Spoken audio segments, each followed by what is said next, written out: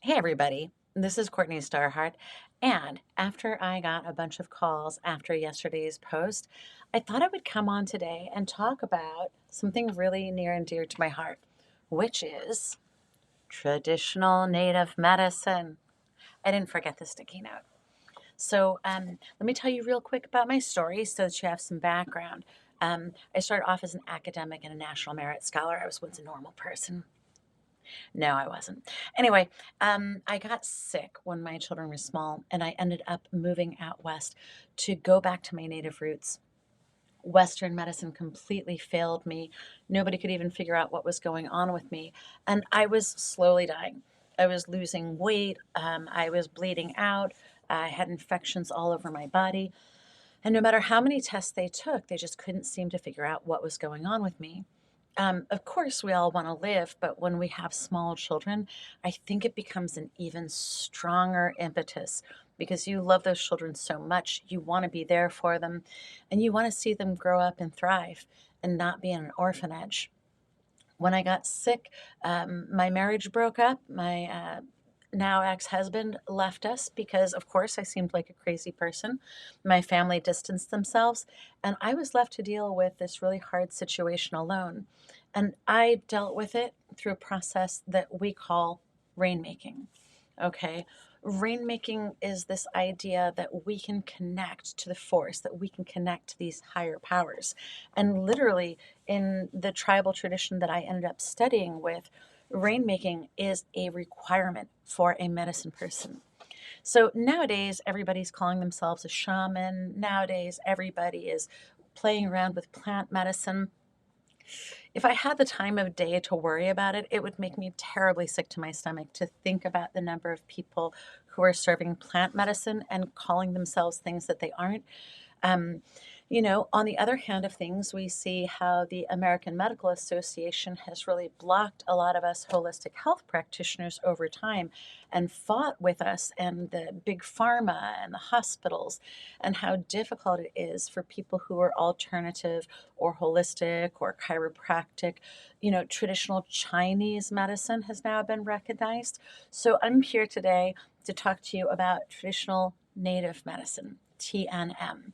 So we're breaking ground. We're learning a lot about how to work around the restrictions and how to help people. More than ever today, traditional native medicine is needed. And it was literally the medicine, the health and healing system that was practiced on this continent before Europeans got here and colonized. And I say that because there were Europeans who visited here many, many, many, many times, as well as Africans and Egyptians. People from all over the world actually were coming here.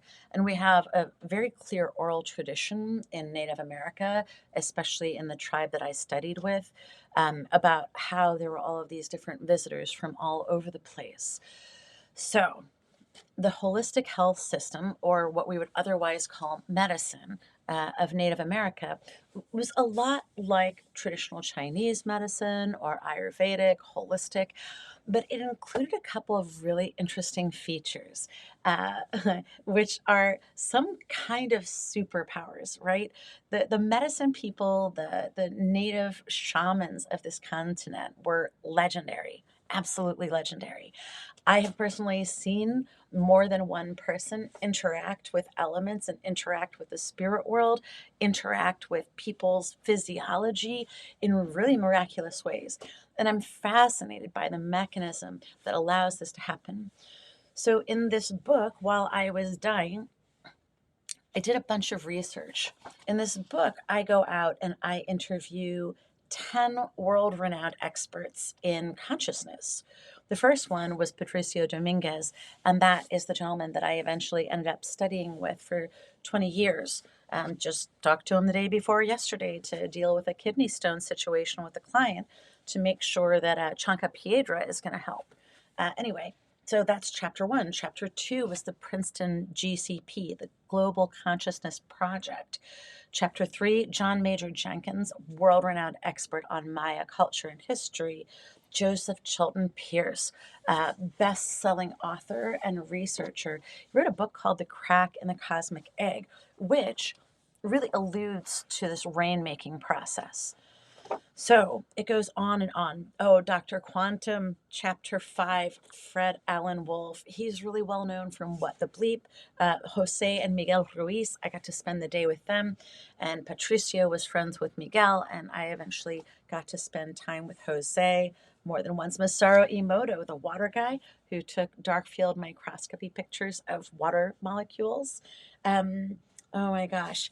And then the Maharishi's right hand woman, she does the well, it's a long story, but she studied with him and took over the project, the TM project, once he had passed on to the spirit world.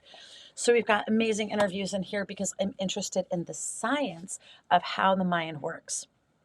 So, talking about traditional native medicine, we have this understanding that we're hue, right, like the light, dash, man. Okay, we aren't just one thing. We're light and matter mixed together. And the way that we see this is that it's a little bit like oil and water, like salad dressing. You have to shake it all the time to get the proper mix, right? So the connection between spirit and flesh is the mind. It's a lot like in yoga, where we talk about yoga being yoking. Well, yoking means like cattle being tied to the cart. Yoking what to what? Well, yoking the light into our bodies is this process of yoga. There are a lot of things that Native American medicine has in common with different systems.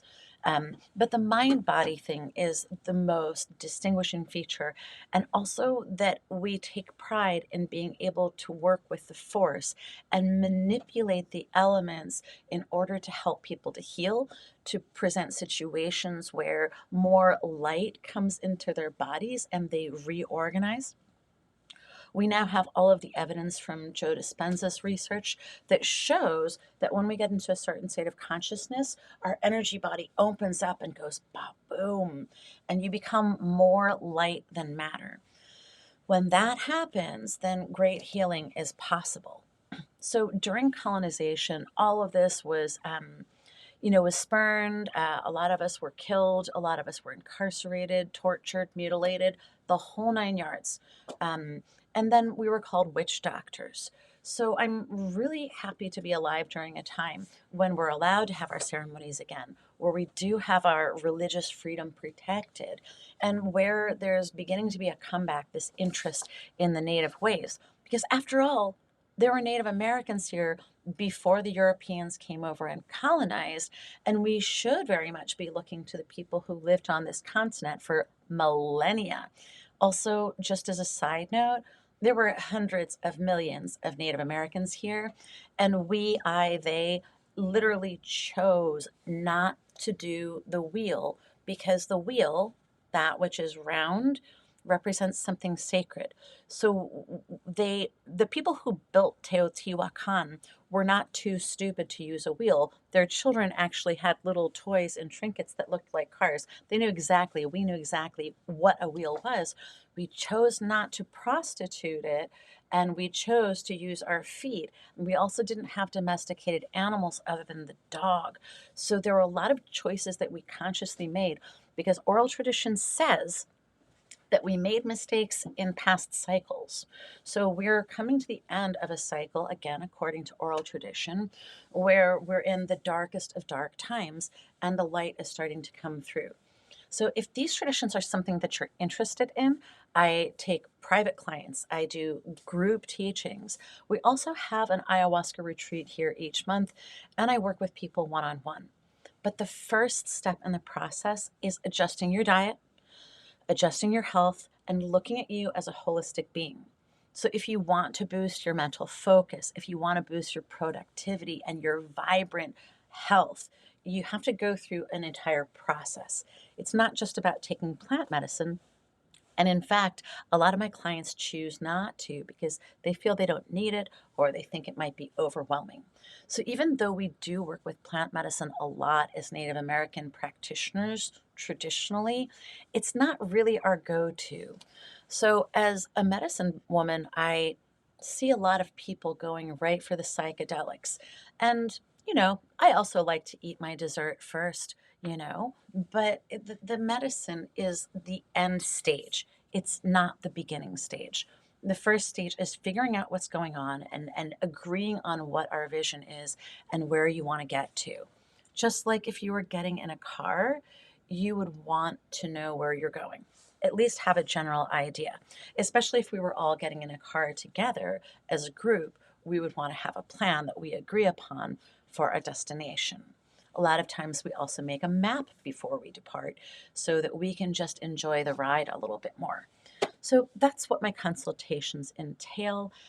And I look forward to seeing you again. I'll be doing a lot more broadcasts because I really want to support and help the healing and the connection of holistic health practitioners, human resources, and people who are making a difference in the world.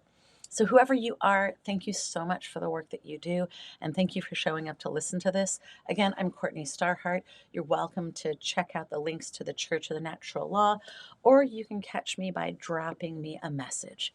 Bye for now.